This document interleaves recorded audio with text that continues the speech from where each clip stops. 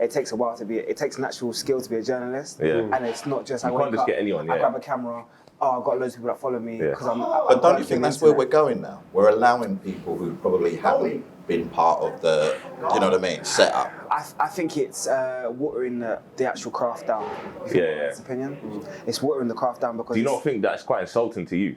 To have these people like there, because that means there's hope for me though. I've got no kind of experience at all. But it's different though because you have got experience. Yeah, it's you're true. not understanding. You do have experience. You have experience in the sporting field. You also have experience from your children. Yeah. So you have two different walks of experience, which actually I would say leave you on a higher field than some journalists that I know. Whereas I think that some people that just wake up and because it's a gimmick. Like I'm gonna be completely frank. I've gone into auditions for jobs and be sitting next to people that have just come off reality TV. That's crazy. It's crazy. So that's where we are. Is that what you're saying? That's the state of play. Thing is, I see that and I think Sky Sports, because of Sky Sports as an entity, are so much better than that. Like so much higher than that. 100. Like you're seeing some guy in a tracksuit next to a man in a suit who's a polished journalist who's been doing this craft for years.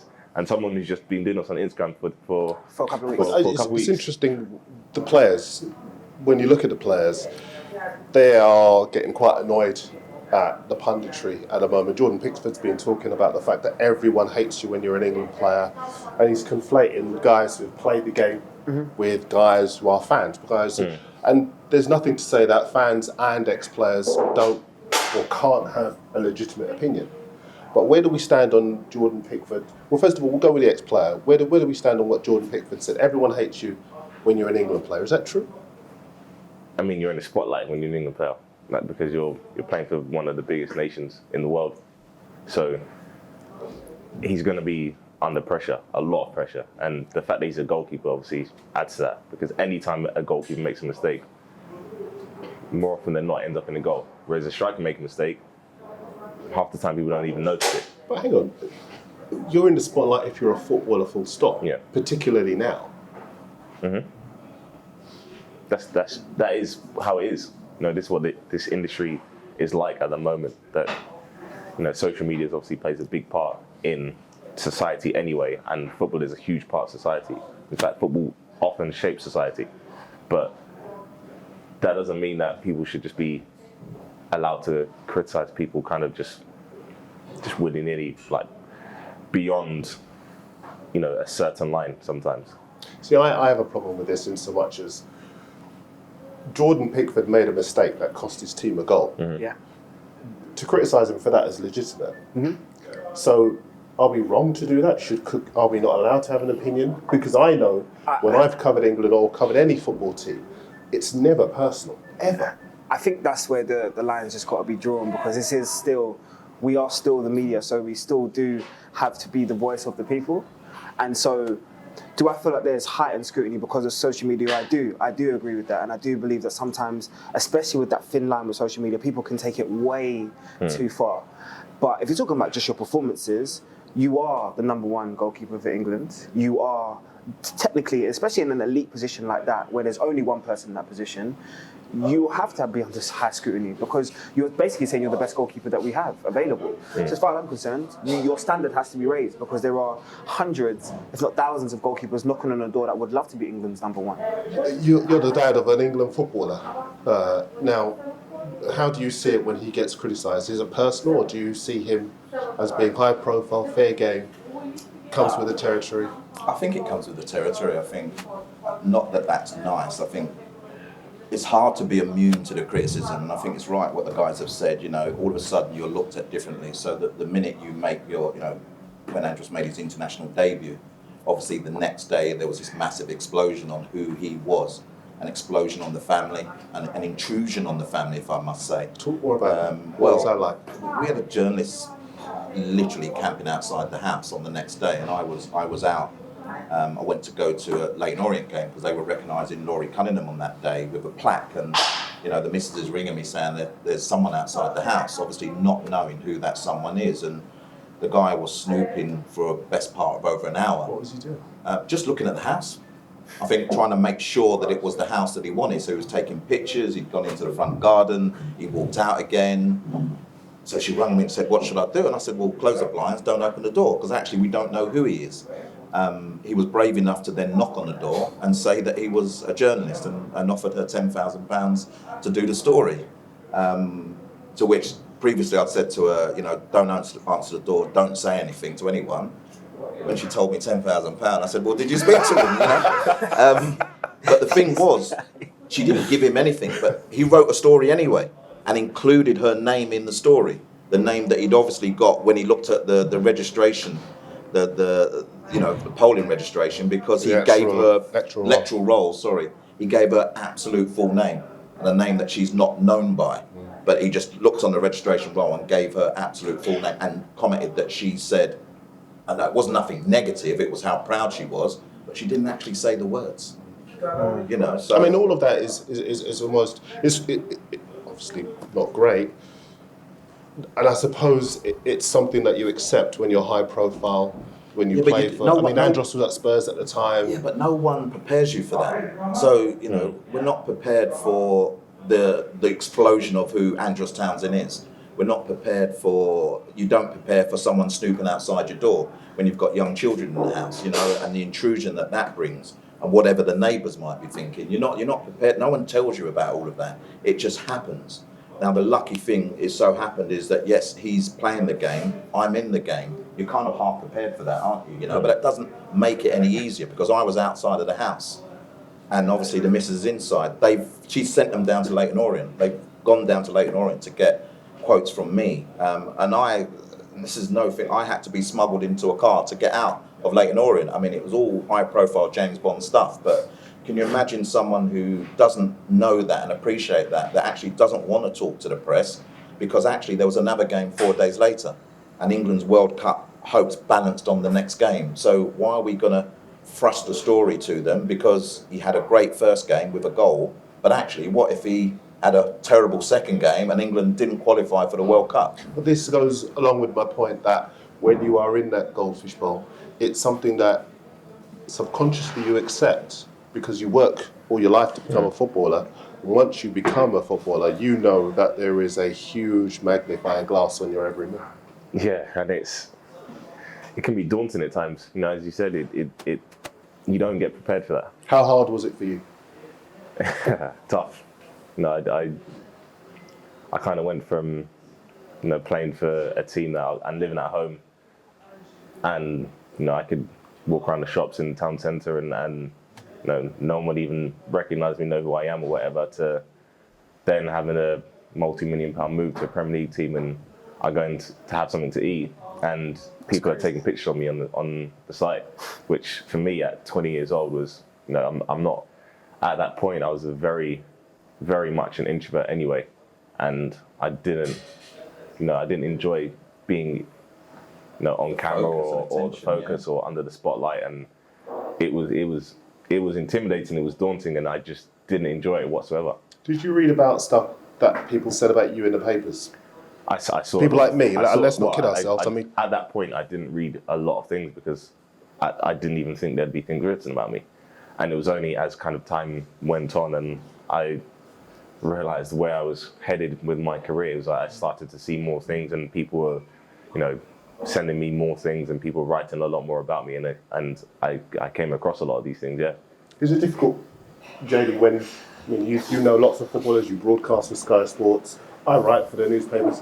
Is it hard when you have to be objective about a person's performance, but you know them, you know the kind of character they are, it could be difficult for you? I always try to do a balance in that. So if I have a personal relationship with you, I will let you know. I'm never going to blindside you. I have footballers that's in my phone book, footballers that I've known for the majority of their lives that are good friends, and to other people they're, oh my gosh, it's so-and-so, but to me it's just, you know what I mean? So, but at the same time, I respect their field, I respect their profession, I also know the work that they've done to get to where they are, but at the same time, I would like to think, they batter me sometimes, but I'd like to think that they respect my profession and understand the work that I've put in. So you're never going to wake up 9 o'clock in the morning and hear me badmouthing you and that be the highlight for the day that's run throughout the day. If a criticism is going to be sent my way, you will at least get a phone call from me. I'm going to let you know that I'm about to turn around and say this about you. You have every right to turn around and respond. But this is a profession, and there's a reason as to why I'm saying it, and it'll always be a justifiable reason. And it's never personal. I mean, I keep stressing that, but it's never personal. Never. I don't have enough time No. to get involved in a personal... I'll be You're frank with talking you. from your perspectives as well, because there are things I've seen, not directed at me, but there are things I've seen, and you think that definitely has something personal to it. Things like what? I mean, you look at certain things that are directed at characters at certain football clubs. I don't want to go into specific names and incidents, but some things that are directed at people, you think there's one rule for this person and a different rule for another person in the same scenario, and you have to see that there's something personal to that. Yeah, I probably tend to agree, to be honest with you. I don't think there's any any doubt about the fact that there are certain people who are treated in different ways. Let's move on, because Gabriel Martinelli is Arsenal's Player of the Month for February. He's had a fantastic February, 10 goals, 5 assists, 87 minutes per goals on average, goals and assists. Scored in his Europa League debut, his League Cup debut, scored his full Premier League debut, and he's Arsenal's second time he's been Arsenal's Player of the Month. We spoke to the former Arsenal striker Kevin Campbell and asked what makes him so good. Talk to me about Martinelli. How good is he? I think for 18 years old, he is a special talent. He's a special talent. What makes him so special? I think not only has he got an eye for goal, but his work rate, his attitude. I think, especially in modern day football, his attitude is spot on all the time. What do you mean by that? I mean by his attitude, there's no moaning. When he's on the bench, he's on the bench. Fine. If he plays, he always gives his all. Doesn't matter what position he plays in, he gives his all.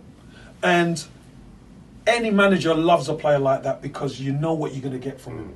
And as a fan, I love it because I know what I'm going to get from him. So I think he will develop, and this is the difference. He's a good player now. He's in double figures. For 18 and you're in double figures at a club like Arsenal, that's very good. It does strike me as being quite special because there's a lot of pressure playing for Arsenal, particularly at this moment in time. Yes. And that must mark those goals that he's scoring as even more special. Very much so. You know, you look at the likes of Lacazette, who's struggled a little bit, and Aubameyang was out of the team. And the question came up, who's going to step up? And there's this young 18-year-old Brazilian kid who Arsenal paid, £6 million for, from a no-name team in Brazil, really. He's come in and he's lit the place up. He really has. As I say, he's already on double figures. I'd like to see him get 15, 20 goals this season because that'll be the mark of this kid. But I'm not going too overboard. I think he's a real big talent, but he needs the right nurturing. And I think Mikel Arteta will really help him. Jaydee, you're among the transfer kings of Sky Sports. I know you won't admit that, but you are. Kings or Prince? Come on. All right, Take Kings. that, you take Do you think Martinelli will clearly stay at Arsenal, but do you think you'll be talking about Lacazette or Aubameyang leaving at the end of the season so that they can really allow Martinelli to develop and to fulfil his potential at the club? If you're kind of looking at this Arsenal philosophy that you've kind of seen with the Greenfield, sort of Willock, Emil Smith-Rowe's getting more of a look, Reece Nelson, Saka, all come through in the last, say, 18 months or so, then you really have to put Martinelli within that same sort of, I would say, group of young, promising Arsenal players that are wanting to come through the system, have worked within that Arsenal academy, and have kind of wanted to say we're going to progress through all as a unit. I don't want to compare it to United 92 or so, but you can kind of see Arsenal going for a real good at this moment in time. And I would say he's the figurehead of that, in my personal opinion. The glimpses I've seen of him this year, it's unbelievable. His half turn around defenders and his turn of pace as he proves against Chelsea is unbelievable. What was the goal he scored when he ran the length of the pitch? Chelsea goal, yeah. When Kante slipped and he was in. And he didn't look back, did he? Yeah, you're talking about leaving one of the best holding midfielders in the world. To be a striker and to have the composure to finish after a run, just talk us through what it takes to have that kind of composure. For him, he's a very direct player, and you can see in the kind of goals he scored. He scored different types of goals.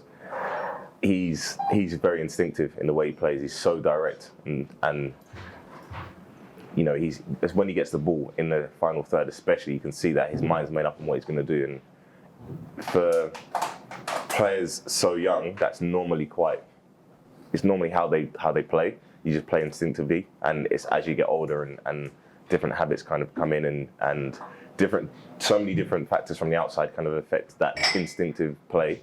But hopefully that's something that he can maintain throughout his career, because I'm going to put the cards on the table, Marvin. I think that Arsenal, listen, Aubameyang won't sign a new contract. Barcelona, among the many clubs that want to sign him, I'm sure you'll be talking about that in the summer as well. I think that maybe now is the time at the end of the season for Arsenal to make a decision. Let's develop this young boy's potential. I agree with you, but at the same time, it's big shoes to fill. I mean, when you look at Aubameyang's goal-to-game ratio, especially in an Arsenal shirt, compare it to some of the other greats that's played for this club, then he's up there with the best. So it's massive shoes to turn around and fill and put on such a young man at such an embryonic stage of his career. But with Arteta there, I do believe it is possible. And not only that, I just think that, well, I mean, you could develop this, but I think as far as Aubameyang is concerned, I agree, it's massive shoes to fill, but the situations are different. Aubameyang scored goals all his career, and now he wants to make those goals mean something. And if you're playing for a Barcelona, you know you're going to end up potentially with silverware at the end of the season. I mean, if you're at an Arsenal who are still rebuilding after a long time in decline, it's not necessarily the case that you're going to end up even in the Champions League, let alone winning stuff at the end of the season. Well, I have, and they're playing very well. Well, listen, they might have the political problems, and obviously Luis Suarez is injured, and they're trying to get another striker in to replace him. But it's still a superpower. Like, they're a superpower, but a superpower that's falling from its perch. And Aubameyang, you know, is of an age now where actually his last move is going to be his big move. Will Barca take that risk on a 30-year-old who actually his sell-by date now is creeping over the edge? Because do they not need to now form a new Barcelona? Because Messi's, you know, at the age of Messi, can he go on forever? Suarez, who's picked up this injury. The young lads who they've signed, Dembele, hasn't worked. So they have to rethink in the summer. And is Aubameyang the kind of person that they're going to rethink with? I agree with you, because I look at Griezmann 28, Suarez over 30, Messi, creeping on 29. And so a lot of those players are in there. If they're not their peak, then past their peak at this moment in time. You're going to then add a 30, 31-year-old. Well, Messi's old. Messi's older. Messi's in his 30s now. 30s, 32s, 33s now. The legend of Messi will... No, but the legend of Messi will continue. And it's not about Messi. It's about what supports Messi for the next period of time. And you've mentioned the ages of these players. And I'm not quite sure, you know what, you're going to have Aubameyang for a year, 2 years. See, I'm worried you're going to get someone else to present this show, and I'm 30. Well, to be I mean, in the end of the day, I think Arsenal losing Aubameyang is not a good move. In any shape or form. You know, regardless of the fact that you want to get this kid minutes and you want him to be developing and playing, but you look at the great teams of the past. Look, United when they won the treble, they had Cole, York, Solskjaer, Sheringham. They've got 4 top strikers. If you want to be a big club, which Arsenal are, and you want to be winning trophies, you need to have depth. Sorry, steady. You need to have depth in all areas. And Arsenal letting one of the best strikers in the world go isn't a good What do you do when he's not going to sign a new deal? Well, you need to offer him a new deal for a start. Clearly, but if you don't, you need to replace him. You still need to replace him. But what Marvin said is spot on. I know we're going to talk about Lukaku later, but if you think about it, we're a Man United suffering now. You know, goals. You've let someone who is guaranteed goals. Whatever you think about his build-up play, his performance, his first touch, you've let someone who guarantees you goals go, and he's ended up somewhere and guaranteed goals. So actually, you're pressure on Rashford, pressure on Martial, pressure on young Greenwood now, who they say is the next big thing. But how much opportunities is Greenwood going to have to be the next big thing while he's in this nurturing stage? And that's where Martinelli is. Just the last couple of questions on this. If you're a striker, you've been a striker, you play Premier League. If you're Aubameyang, do you sign looking at Arsenal, where they are, situation the club's in, you've scored lots of goals, they still can't win things. Do you sign? Well, you look at the project. You know, he's the captain of the club, and that Arsenal are a big club. You know, whether you disagree or not, Arsenal are a massive club. So you think he would have spoken to Arteta, he'd be having conversations to see where they're going. I'm not asking you what he would do. I'm asking what you would do if you were What I would do? Yeah. If you were Aubameyang, If I was him, I'd probably say, you're going to score goals. I think he's probably quite settled. He's a senior figure at the club, and he'll have a voice in the direction this club goes, because that's how it is for senior figures. You're the father of Aubameyang. Yeah. And you know Barcelona are interested. I've gone tomorrow. Listen, most fathers would want their sons, if they're the person that looks after them, to play at the highest level possible. Barcelona is that step above the highest level for than Arsenal. If we're gonna be honest. Of course. An opportunity to play with, no matter what stage of their career they're at, a Messi, a Suarez, a Griezmann, and what they have as backup. But Marvin's right about the project. If Arteta sells the project, he stays. If he's going for a year or two and thinking what he can do in his career in terms of trophies, he goes. Nothing is guaranteed. That's No, the thing. you're right. It might not work out within 3 months, and in the 6 months he's going. And where's he going? Yeah. Do you know what I mean? And you're moving your whole life. You have to think about these things at an age in your life where he's probably got kids, he's settled. Do you know what I mean? Like there are so many factors to a move that you're not sure. It's people might say it's obvious, just go to Barcelona, but there are so many elements to a transfer that you have to think about at different ages. Like what? Well, if he's got kids and his kids are in school, he's having to move his kids. He's having to move his kids out of school. If he wants to see his kids, which he probably does, he's going to have to move them out of school into different countries, learn a new language, new home, new culture, new city, new environment. And Wife? What happens? How does his wife settle? What happens if it doesn't click straight away? Then he's going to be worrying about, at a club like Barcelona, you're going to be worrying about your spot all the time. And within 6 months, he could be looking for another club. Then he has to move his family again. Whereas he's in a position now where he's, north of 30 and he's settled, he knows what he's going to get at the club. The club are starting to move more so in the right direction, and he can be a big part of that. There is so much to being settled that from the outside sometimes you may not appreciate, but in being in the game and having been in these situations, then you appreciate so much. That's perfect. I mean, look at Jamie Vardy. Yeah. You think when he could have left Leicester and gone to Arsenal, perfect people thought, example. why not? But you look at his age and how he was treated and how the position he was in the club and how settled he was in the area, it made perfect sense to stay. It looked like a good decision now, doesn't it? Yeah. The Crystal Palace. Can I just say, can we drop Arsenal from the next couple of shows, please? Because that's too much. So it really irks me to be continuing to talk about Arsenal and their progressive nature. No. The Crystal Palace striker Christian Benteke has been talking about the benefits of a winter break. He's been speaking to Palace TV, and he said, I think it is 50-50, the winter break. Sometimes when we are in a bad mood, we need a break mentally and physically. But also when you lose, you just want to go again as quickly as possible. Now we're going to go away, try to switch off, and go again after that. Now we asked the ex-Republic of Ireland striker David Connelly about the benefits of a winter break. He's played in Holland with Feyenoord and Excelsior. Here's what he had to say. You played in Holland. You've had a winter break. What do you do on a winter break? And what is it important not to do? It depends how long it is. In Holland, it was quite long, so you have a winter break. You'd have 10 days off, do whatever you want, roughly 7 to 10 days. Did you work somewhere where there was a winter break? Yeah, in the United States, across all sports, there's always a winter break. What's funny is that in basketball, they'll play on Christmas Day, but they will still give them a break of a few days before or after. So they'll have to entertain on, obviously, what's the day where everyone's sitting down and watching the TV. But they do give the team the scheduled break around there. Whereas I know for a fact, here in the UK it's full on. I worked right throughout the Christmas period, and I worked right through to the New Year's period. So, and if I'm working, that means I'm going to training grounds and I'm seeing the players working. I know numerous players that had their Christmas dinner at the club. So it shows you there is no festive break. And what annoys me a little bit is that I see on social media now, everyone kind of really highlighting the players like, oh, why are they in Dubai, or why are they doing this, and why are they living their life here? What you don't understand is when we were sitting down, well, not me, but when everyone else was sitting down and watching them over Christmas, this is literally their Christmas period now.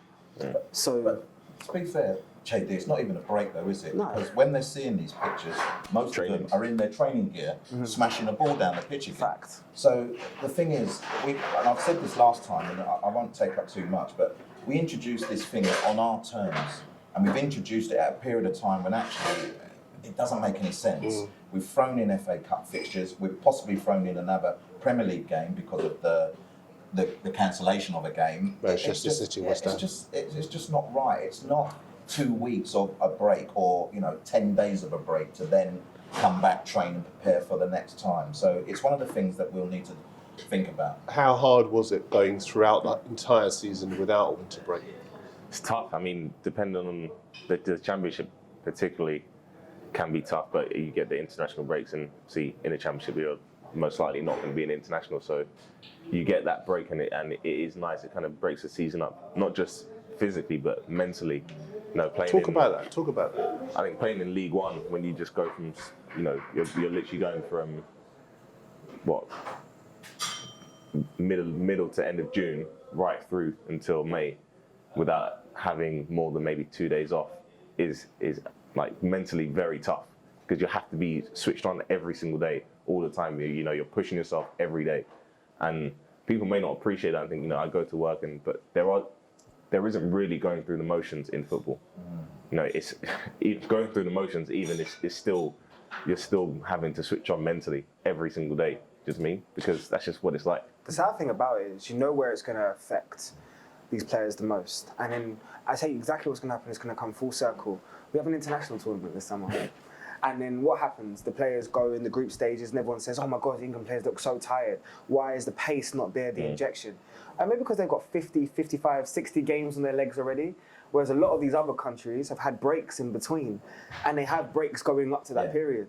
So really and truly, this 2 weeks, if I was talking to players that are definitely going off and doing international, rest your whole body. Rest your mind as much as you can, because there is going to be no excuses in the summer given to you, which isn't fair. I'm hand on heart, I'm telling you now, it isn't fair. Because if England underperform, we know the first thing we're going to turn around and say. Just want to say to Marvin, you obviously spoke there about mental well-being, and the Heads Up campaign started last week, and obviously comes back again.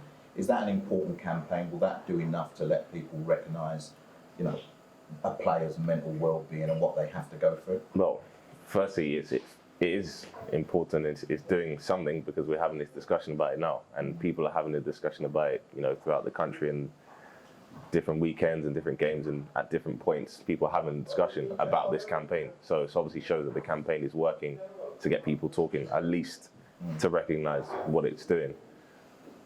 Talking about players' well-being, we're still some way off, because we go back to Jordan Pickford's situation, and you think there is a responsibility for everyone. A journalist who's doing their profession can. I mean, some people know what they're saying. Some people sometimes are oblivious to what they say and how much effect it can have because of social media. You think somebody might say something that is maybe slightly too negative or slightly crosses the line, and all of a sudden that just goes like wildfire, and people just start attacking. And it may not be the initial person's comment that affected this person, but it's what that led to. So I think it's important to be mindful, of course, because in the end of the day, as much as people are paid a lot of money, they're human beings. Well, then why don't players just come off social media? I mean, it just seems to me that it's more trouble than it's worth. We've seen the Dele Alli situation, and we've seen numerous situations where, in some cases, what starts out, as you say, very small, ends up big, massive. Yeah. Is it really worth it? There's so many benefits there. I'm the polar opposite. I think players should have way more control over what they put on their socials. I think if you look at the actual, I know this for a fact, and I'm not going to turn around and bait any of my friends out, but a lot of their socials that they put out there with the verified blue ticks, they have no control over. No, none. They have zero control. But even if they have control in the sense that they are the ones to post something, their club will tell them you can't post certain things. Exactly. And not only that, but then maybe that's for their own protection. We've seen numerous examples of where players have been too emotive on Twitter. Wayne Rooney being one of them. Robert Huth at Leicester, another.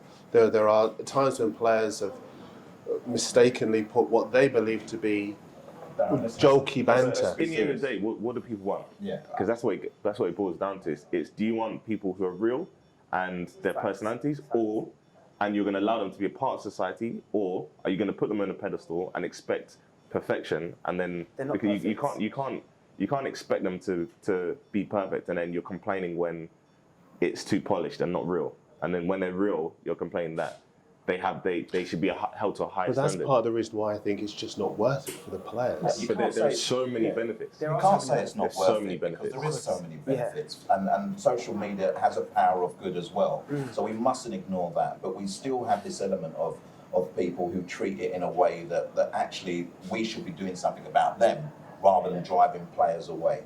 The names you mentioned, these people, every player knows what they're putting on. If it's a player account, and I agree with you about the owned account, but if a player knows what he's putting on his account, the apologies and whatever else that come later are because of reaction, not because of that they didn't want to post it. We've lost the art of banter. We're never in control of that anymore. Yeah, but Troy, I think you're wrong in so much as what players have a very weird sense of what constitutes banter. I'll give you about Bernardo Silva and Mendy. Yeah. In the dressing room, that warped sense of humour. Knock yourself there's a out. lot in dressing that if it ever came to light, people would be horrified. Honestly, because the problem is, I think everyone looks at these footballers and thinks to themselves, oh, these guys are the pedestals and the examples. A lot of them, if I'm being completely honest, have only known football. So they're sheltered, they know this, they know this world, they know everybody's to turn around and tell them they're great every single moment. So they feel like they can get away with certain stuff. Yeah. And to be honest, I'm not defending what Dele Alli did because he should know better, especially with his ethnic minority background. He should definitely know better. But at the same time, that is not untoward in terms of a banter you would expect from a 23-year-old who is still developing in terms of who he is as a person. But, I mean, you've just basically outlined the point I'm trying to make, which is that in the dressing room there is a warped sense of humour that, if it comes to light, we'd all be appalled by. But as you rightly say, that's all they know. But it's a natural humour. Do we go into a workspace environment that's an office and then critique that humour? The problem is actually when it goes public, it's then opened up a wave of opinion to everybody else to then judge. That was going to be my question: is where was this clip from? On what platform was it from? Because did he Snapchat? Yeah, but wherever it's from, Marvin, of course, we can't be hypocrites. We can't be seen to be, obviously really strongly against racism. And when somebody does something especially offensive, as you said, he's from an ethnic minority background, so he should know better. He should absolutely know better. I think what we've got is an understanding of the individual or individuals, but also a recognition that actually the platforms and the weight that they hold on these platforms, and how we make sure that players like a Dele Alli absolutely understand the impact of what he's put out. You go around the country talking to young players about social media and how to conduct themselves. Do you get the feeling that they understand? Not totally, no. They'll take on board, but ultimately the ownership is with them.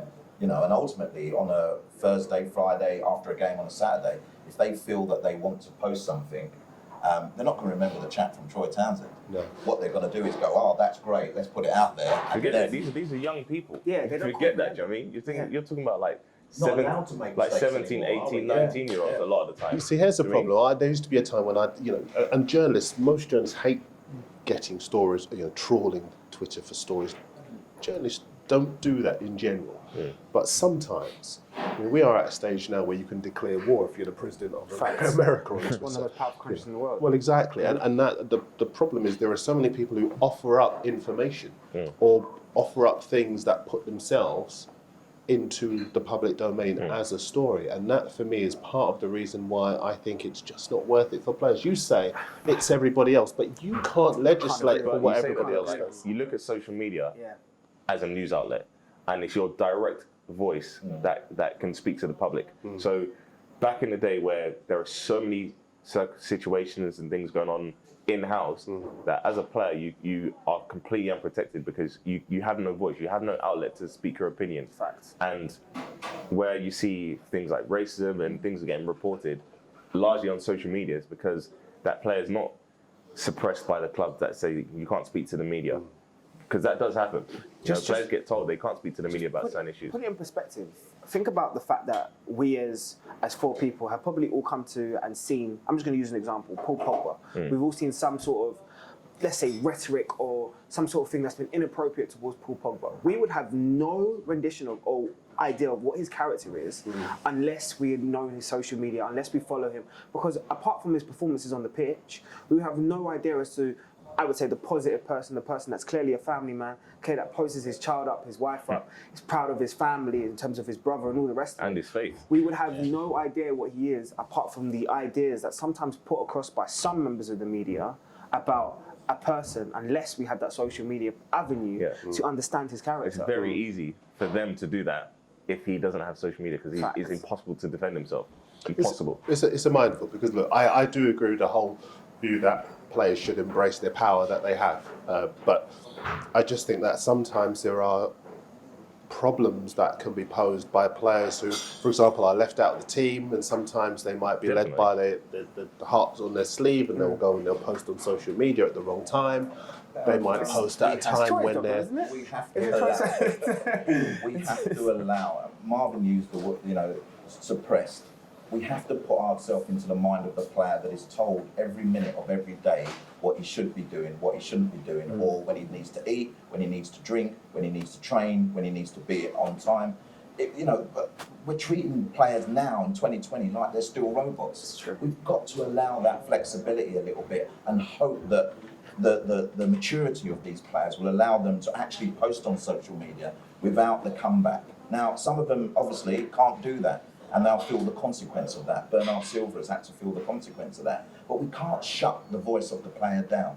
We need players I'm not talking about shutting the voice of the players down. I'm saying that players should choose to protect themselves by not putting themselves in a position. I think we should do the complete utter opposite. Honestly, I come from an American media background where a player has control over every single narrative in terms of they put out on their platforms. And I've seen LeBron James, Carmelo Anthony stand up for racism. I've seen them defend gun violence against young black people on their social media platforms. Now, they're just an example. I've seen NFL players make stance. Colin Kaepernick, how do we know about Colin Kaepernick's stance? Give him the player the full control of the things that they want to project out there. And I know there are great minds in football. I can list Troy Deeney as a great mind. I can list other people that I know would love to make a bigger stand, but are being suppressed. And in that suppression comes the eventual, let's say, tweets or Instagram messages or Snapchat videos where you get an immature video because they're not able to express themselves. And I think that sums up my point. I think we're kind of maybe misunderstanding what I'm trying to say. I am 100% in favour of using social media to embrace the power that I think all footballers should have. And I agree, footballers should be allowed to express themselves. But the problem, as you rightly say, is that we have too many footballers who don't know what to do with that power and use it in the wrong way. There are a lot, but... And then there are some, is that the case? then there are some, Marvin, who have willingly said, look, I've come away from social media because of the impact it's had on my mental health, because of the scrutiny that it's placed me under, because of the fact that every time I go on it and I see I've had a bad performance, I get also... Granit Xhaka is a great example of that, who talked about the impact, the negative impact that it has had on him and the reasons why he's had to step away from it. I mean, we can talk all day, and I agree about the great things that social media has done, and the campaigns and the empowerment and the issues that it has raised and not allowed the authorities to shy away from or escape from. But at the other end of the spectrum, we've got lots of kids who see this tool and don't know how to use it properly. It's about balance, isn't it? We don't live in a perfect world, do we? And we could go on and on and on. But for me, the most important thing is that power of the player, the power of the individual, and the ability to have a voice and not have that voice shut down because of a media, representative says you're not allowed to say that, you're not allowed to say this. As long as they're constructive with it, as long as they, are mature enough to put out what they're putting out, I don't want to go back to a stage where we don't hear from the player, we don't hear the human side of the player. We don't understand who that player is and what that player may be going through. Because, let's be serious, this industry really wanted to control it. They just put tapes over their mouth. Well, let's move on to Romelu Lukaku, because he's somebody who's not being silenced. He's gone across to Italy. He's scoring goals and he's enjoying himself. He's put Inter Milan into the title race over there. Well, very much taking control of the title race over there. What's the difference between Lukaku now and Lukaku when he was at Manchester United? One word: belief and confidence. That's it. Literally, That's true, actually. belief and One phrase. confidence. You have a manager who believes in him. He has a manager that's playing towards his strengths, and by doing that and by scoring goals, he now has what any striker would turn around and say is their biggest tool. They need confidence. He believes every time that he's given half a chance or a chance in front of goal, I'm now scoring. Yeah. There's no two ways about it. You can see in his body language the way he carries himself. He doesn't believe there's a defender right now in Serie A that can stop Romelu Lukaku. You see the video of that changing room, that Inter Milan changing room, as he was coming in, Different. and how he's embraced and how he's very much part of the core of that, the essence of that team. Different. And that belief and confidence is a massive thing. And How he was massive is never it? given But you that. see that in the difference from when he was at United to when he was playing for Belgium. When he plays for Belgium, like he's going away international and he's like superstar. Yeah. Like scoring goal after goal every single game. When you play football in this country, not just Premier League, Championship, but how important is that belief? Not just It's from the every- it's club, everything. from It's the everything. players as For- well, and the From fans. the top to the bottom, there are not that many differences in ability in players. It's a belief that you can go out there and every single time you touch the ball, it's like, yep, that's good. I just know. I know that I'm confident enough to do that. That's why you see often Premier League teams go down to maybe a Championship team and just walk over the park because they think these guys are playing in the league below, we're better than them. They might not be in great form half the time as a Premier League team, and the Championship team might be doing well, but they just know we're a Premier League team, we're better than them. I have to say I'm delighted for Lukaku, because I think he was made a scapegoat for the problems that Manchester United had Yeah, when massively. he was at the club. Very much so. And there were lots of people who were willing to ignore his goals record, which was excellent before he arrived, and was actually still very good when you consider how defensively Manchester United played during his time there. You look at like Man United, and I mean, where they are now is where Liverpool were a few years ago. They're in this period of transition. Clubs have to go through a period of transition because you're not going to be on top all the time. It's impossible. And Man United fans have been very impatient. They've changed managers. The club's been impatient anyway. They've changed managers. They've changed personnel. And throughout this period of transition, they didn't really know where they were going.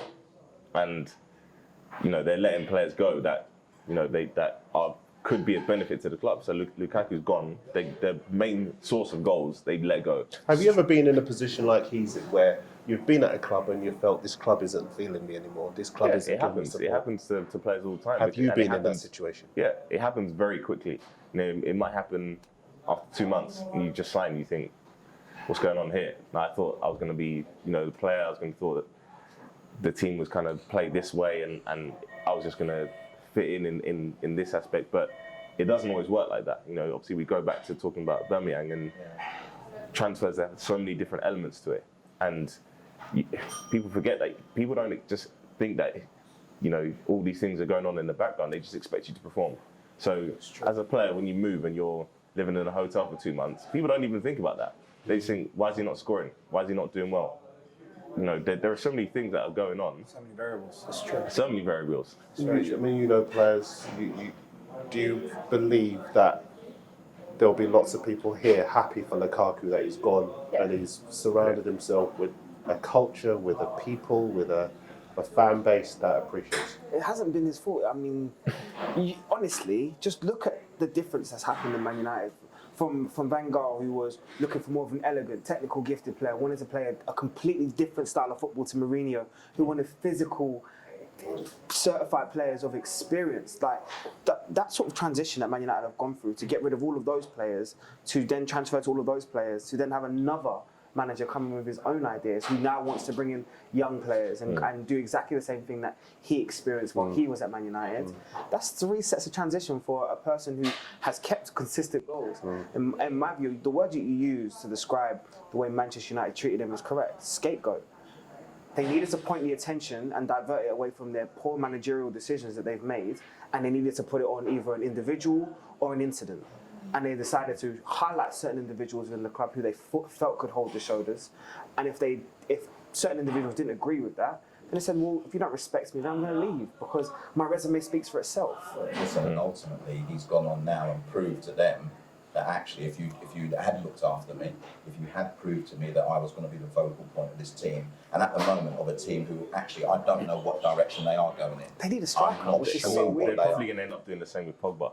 And we're talking about a player who last year he was getting destroyed in the media, But yeah, and he was in Team of the Year. Yeah. The players know who's playing well. When they go out there and they're playing against someone who's making it very difficult for them, they know. So when you see the Team of the Year, Man City players, Liverpool players, and Paul Pogba, you have to understand that he's had a good season. That's his peers. Bear in mind, he's also a World Cup winner, and he was a leader of that team. So when people killing his character say, I don't understand what he does for that dressing room, the people that I've spoken to that have been at United in this past few years or are at United or played with him, so he is the leader in that dressing room. He keeps everyone together. And so when I hear things and I see things, it's like... It doesn't suit the narrative, does it? It doesn't suit the agenda of our press. Because he's the big player. Yeah, exactly. And he just has to take it on the chin. Take down, yeah. I fully agree with that. If you were Pogba, would you stay? Or would you, and tough it out and say, like, I'm going to make a success of this? I'd probably leave, because I think Paul Pogba can go to probably any big club in the world. Any club in the world. And be a star there. Mm-hmm. And so why would he stay when he's been criticised? Regardless of his performance, he's been criticised when he can go, play well, and win trophies as well. And he can look back and say, well, look, just like Lukaku's doing now, he's like, look, I was scoring goals and now you're not scoring goals. What do you want me to do? It's twofold. It honestly is because as much as I agree with what you're saying about his peers voting him in, there are instances where you want more from Paul Pogba. There are instances where a player of that much quality should be doing on a consistent highest base and in the biggest games. I want to see you completely take it over. But at the same time, that doesn't defend the fact that he hasn't got the same quality around him that he probably would have understood when he agreed to some man and say, I'm coming to Manchester United. But I think we have to be honest about that, because I think as far as Pogba is concerned, lots of people saying, the black guy is getting lots of stick. But as you rightly say, there are games that he hasn't taken by the scruff of the neck. There are games where he's looked quite laconic, where he's drifted in and out. If you're a big money signing, or a world record signing, you go to a club and you do what Gareth Bale did when he went to Real Madrid. You make an impact. But you lead the team to silverware. He's a central midfield player. It's true. He's not a striker. You're just going to give him the ball and he's just going to run and score. He's not a wing. He's going to take people on score. He's a midfield player. He gets the ball. He passes the ball. And a pass is only as good as a person who's on the end of it. It's true. That's what it is. People don't realise how much, and I've watched it firsthand when I think it was a game where Man United came to the Emirates and beat Arsenal, dictated the whole game. But I think he got sent off in that same game. But I tell you now, I've never seen a more complete midfielder with my own eyes. Literally dictating the tempo, tackling the industry, the turn of pace. It was like nothing I'd ever seen before in my life. It was literally watching a modern day Vieira, and this is the reason. This is the reason. Create everything around it. Yeah, and it was the heartbeat of everything that was literally organic and moved forward. Man United. And this is the reason why it annoys me when people say he's been a flop. He hasn't been a flop, as you say. He hasn't. He hasn't. He's been a player that you brought to the club, but you've not surrounded him with the quality that would enable him to get the best out of himself. Juventus did when he was at Juventus, and that's why he helped them to win the league, and that's why he helped them to the Champions League final. Yeah. But Manchester United, he is the latest in a long line of marquee signings. Di Maria, Schweinsteiger. Yeah, but they do them alone. They do those signings in little short little. They don't surround them. They're not building a squad. They do it to take the attention away from the other poor decisions they're making within that club. With a marquee signing. Exactly. They'll keep the fans happy. It's going to sell shirts. It's going to still make us a massive worldwide brand. Manchester United have struggled for a long period of time now, and they've made some poor decisions inside that club. The thing is that they would look across at what Liverpool are going to do now, win the league, and think, why are we not like that? Klopp identified that his team, although aggressively going forward, were an exciting group of players that actually could score a goal at any occasion, to the point where actually we're conceding goals still. Think how long that took Liverpool? Years. Exactly. It took them years. This is Klopp's and yet they still had a number of players that you could build a squad around. Whereas United, you look around, you just think, as Manchester United, how many players there you think this is going to build a squad around these players? We come to the end of the conversation. My thanks to Jaydee, Dyer, to Marvin Sordell, to Troy Townsend. We're back next week. Rodney's back next week. We're also going to be joined by Jordan Jarrett Bryan. We'll see you there.